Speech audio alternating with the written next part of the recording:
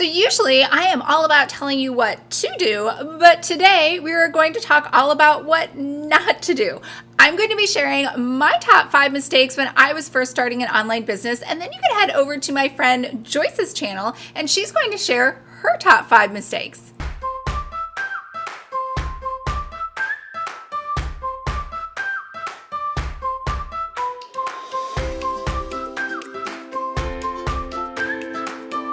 Hi everyone, I'm Lisa from Pretty Fabulous, and on this channel we talk all about how to monetize your love of planners, stationery, and calligraphy. So if this sounds like you or something you might be interested in, make sure to hit the subscribe button below. I post new videos every Monday and Thursday, and I do unboxings on Saturday. And yes, that was a brand new intro. I used to say I help online businesses create beautiful digital downloads using Adobe InDesign, but let's be real, I pretty much 90% of the time just talk about planners, stationery, and calligraphy. So I am shifting this channel and my business to just focus on those 3 things. I know I'm only giving 5 mistakes today, but I probably have 500 mistakes.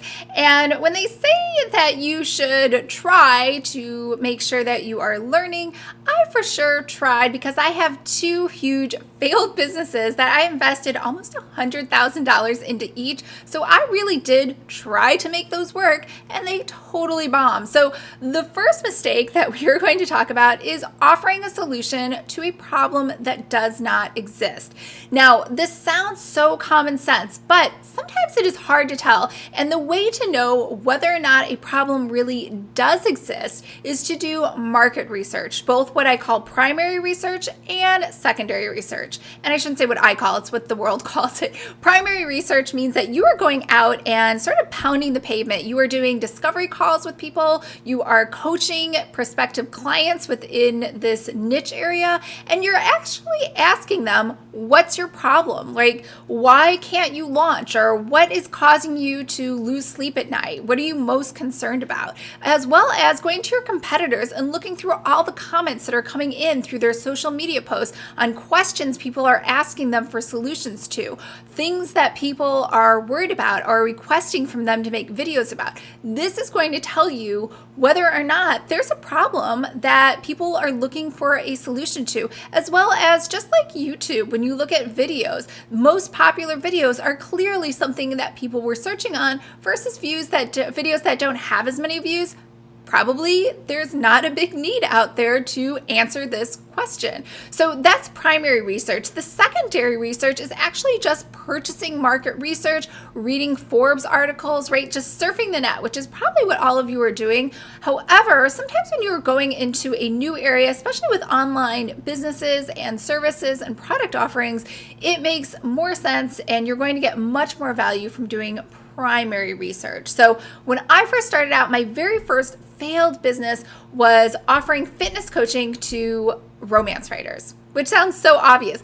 But I thought there was a real need, and when I first started that business, I had I know it sounds small, but I had 400 people on my mailing list, and I had tons of people signing up for all of my free fitness challenges, and I had a few one-on-one clients, but it never really took off, despite all of the money I was shoveling into it, because people just weren't interested in merging those 2 areas together. So I was not solving a problem and that existed. I was just sort of thinking that this was a problem, and it really wasn't. So, doing really good market research validation before you even jump into offering a niche area is numero uno on what to do.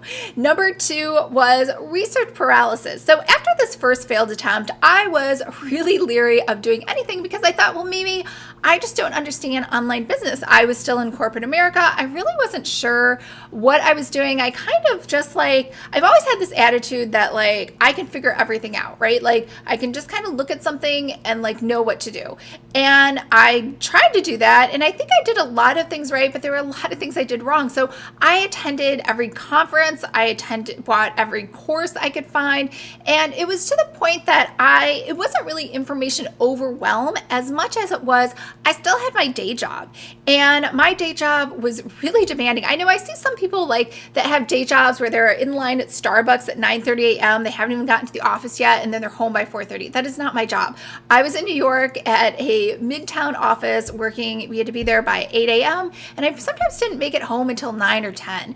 And I also came in on weekends because that was my life, and that's when I wasn't traveling for work. So it was like an around the clock job. I remember answering emails at 12:30 a.m. So I will stop whining about that. But because I was doing that, my point is I didn't have a lot of time to make it through all of these courses that I had signed up for. And back then, this is like 4 or 5 years ago, people were still offering mega courses.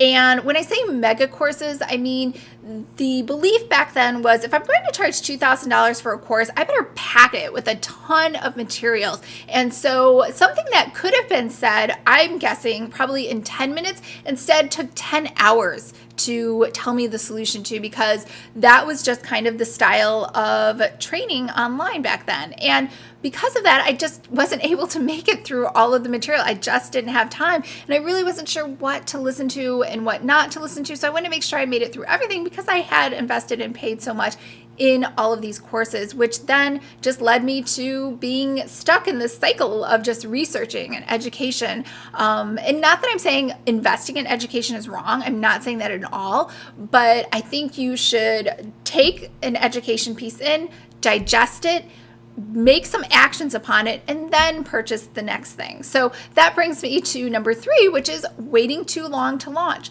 So I simply just waited too long to launch a planner. So my next failed business, because I wanted to fail again, because I wanted to succeed, was Spark planners. It sounded so cute and sparky and, peppy. And so Spark planners, I waited so long because I was doing so much research and I was just worried about the design, and I wanted to get everything so perfect, right? So I am still like a perfectionist. I struggle with this all the time, but because I wanted to get everything perfect, Spark planners weren't ordered and they didn't get delivered until I think like January. And so nobody wants a dated planner that goes on sale in January for the first time ever at full price, that when the year has already started and they probably aren't going to get delivered to them until February. So that was a huge mistake, just being too late to launch. So in fact, it's October 1 today. If you were thinking about doing planners, I would say you should be doing pre-sales right now. Like your planner design should be done this week, like at the latest by the end of this month. But moving on to number 4, which is not taking my business seriously. So at this point, I still had a corporate America day job, and I wasn't really taking it seriously. I had invested serious money into it, but at the time, I still had a ton of cash coming in where I was still in the positive, right? So I hadn't really felt the pain financially of failure. I had simply felt the pain of, this is a hobby. I guess this little hobby I didn't work out. Let me try another hobby idea. So I didn't take anything seriously. And even to the point where once like for an example, I started this YouTube channel in January of 2017, I believe. And when I first came on here, I told you guys, I'm going to post every Monday. So make sure to subscribe and tune in. And what happened? I did not post every Monday. And in fact, the channel did not grow. And probably if you were with me back in those early days, you kind of rolled your eyes when I said I'm going to post every Monday.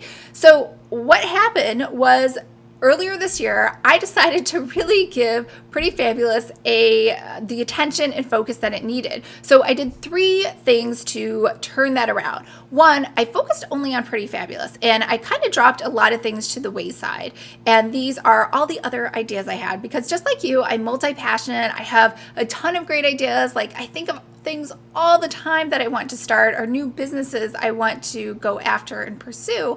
And I really forced myself not to do that. So I really got focused. The second thing I did was I became very disciplined. And when I say disciplined, I mean I would have a set schedule instead of just being like, you know what, I'm just not going to work on the business today. I just don't feel like it. I'm just going to do something else, or I'm going to read a book, or I'm going to go, go shopping. I don't know, something else. I actually don't shop because I'm a minimalist, but I would do something that was not focused on this business. So the second thing was I got very disciplined and I kept office hours for myself. The third thing was I was consistent. So when I said I didn't even know when this was, like 6 months ago, I said, I'm going to post a new video every Monday, Thursday, and Saturday. I posted a new video every Monday, Thursday, and Saturday, and I have not missed that since, which I'm actually very proud of. Now, this should just be normal. Like if somebody says they're going to do something, they should do it. And I think this also goes back to having integrity and building up trust and, really making sure that as an online business, if you say you're going to do something, do it. Number 5 is looking to my corporate America friends for encouragement and support with my online business. So when I was first starting out, I didn't have any online friends. I didn't really know anybody. They were all kind of like these weird people online. I only saw, whoever had paid the most money for Taboola or Google AdWords, because they would pop up and show up when I was surfing the web. So I had no idea who anybody was unless I accidentally stumbled upon them. So because of that, I kept going out to drinks with my friends. I kept going to them for encouragement and support. And they are in a totally different paradigm, right? They are salaried. If they work extra hard, they can get a bonus. They can get stock options. It has nothing to do with corporate America or with my online business. And they also kind of thought it was kind of weird and silly, right? So not that anyone, I want to say, discouraged me, but they just didn't get it. And, I didn't really have a good support base or anyone to talk to. So I'm not saying get rid of your friends, but I'm saying I don't talk to my corporate America friends at all about my job. They ask questions. I just say it's going great. And that's it. There's nothing else to say, right? So it's not like they're going to tell you all about their meetings that they had or some projects that they're working on or emails that they got at work. So it's the same thing with your online business. You don't have to share all of those details, which for some reason I always thought I had to in the beginning. So those are my top 5 mistakes. So let's just recap really quick. The first one is offering a solution to a problem that doesn't exist, and you can fix this by doing your market research, primary and secondary. The second solution or second problem to avoid is research paralysis and just purchasing more than you can actually make it through. Again, I'm not saying that investing in courses is bad. I'm saying investing in courses that you don't go through or have the time to go through. You should need to build that time in there. The third thing is waiting too long to launch, which is kind of self-explanatory. Really look at the calendar and understand your product and your business. And the fourth is not taking my business seriously. And the easy solution to that is focus, discipline, and consistency. And the last one is looking to corporate America friends for support with your new entrepreneurial, creative online business. Instead, find people that are already doing that. All right, I hope that was helpful. Remember, head over to Joyce's channel for her top 5. And if you want ongoing support, and just like I said for that last one, if you are looking for a support network and other like-minded people, Joyce also has a really great program, which is the Creative Business Bootcamp, and I will leave information in the link below. Joyce has been hugely supportive to me, and she's very organized, she's very disciplined, and she loves talking about this and helping other businesses to get started, or just like we were talking about today, avoid all of the mistakes that we're doing. And sometimes when you're in the deep details, you can't really see what you're doing wrong. So I think this is a really great idea if you are just starting out and need some direction, or if you're just getting overwhelmed maybe by having too many courses. Maybe what you need is just a group coaching environment in a membership. So check out Joyce's 5 other mistakes that she makes and how to avoid those, as well as her Creative Business Bootcamp, which is great because it is just for creatives. All right, I hope everyone is having a wonderful day, and I will talk to you again on Thursday because I am consistent and I post every Monday, Thursday, Saturday. All right, bye everyone.